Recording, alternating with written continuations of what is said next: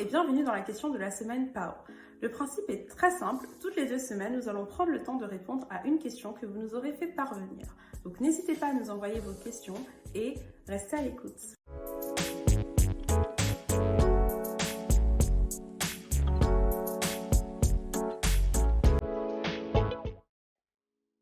Cher Aïssatou, une nouvelle année s'ouvre à toi et à la PAO qui se révèle un peu plus chaque jour en ta personne.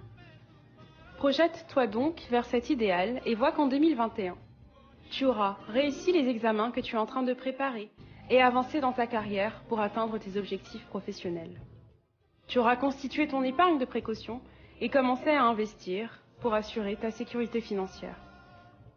Tu auras lu au moins 15 livres cette année, grâce à Goodreads, une application que je recommande d'ailleurs à nos auditrices. Tu as atteint l'objectif que tu t'étais fixé, qui est d'avoir lu au moins 12 livres en 2020. Tu en as lu 15, bravo. Il faudrait qu'une partie de ces livres, en 2021, soit constituée d'œuvres qui te parlent de ton histoire et de la pensée africaine pour que tu développes ta culture. Tu auras également pratiqué quotidiennement, ou au moins assez régulièrement, ta version du Miracle Morning, le yoga, le sport et la méditation. Tout cela pour assurer ton bien-être. Tu auras également trouvé le temps de faire des activités que tu aimes et qui te font du bien, comme le piano ou la kizomba. Cela pour ton épanouissement.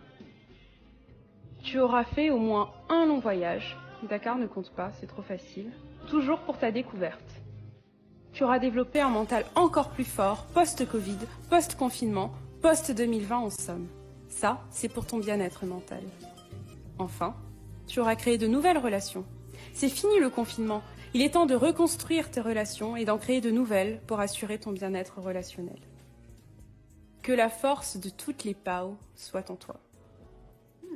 Alors tout d'abord, j'aime beaucoup cette question parce que c'est vrai qu'on a souvent tendance à oublier tout ce qu'on a accompli durant l'année. On se fixe souvent des résolutions, mais on fait rarement le point de ce qu'on a accompli et de ce qu'on n'a pas accompli.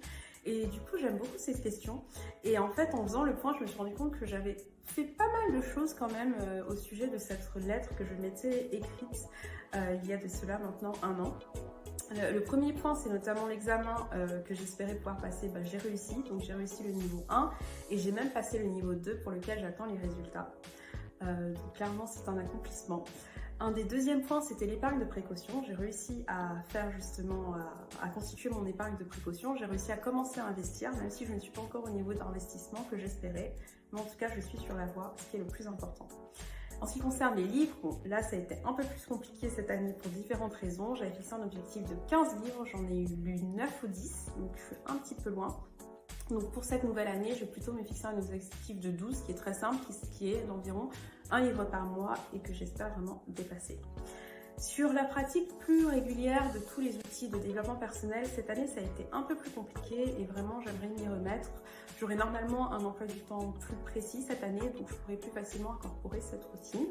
De même pour le sport, je ferai tout pour en pratiquer plus, donc notamment je me suis inscrite au tennis en début d'année, ce qui fait que je vais pouvoir, ça m'oblige au moins 1 fois par semaine à être au tennis.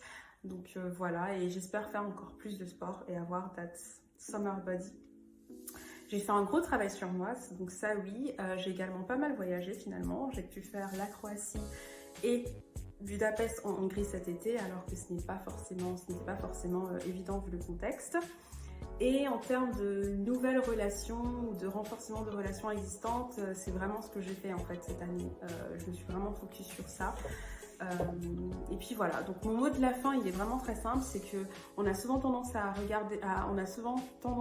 oublier de regarder en arrière sur les choses qu'on a accomplies et juste faire ce petit travail, ça fait du bien parce qu'on se rend compte que même si on a l'impression que les choses n'ont pas énormément changé, en fait si, elles ont bien changé. Donc voilà.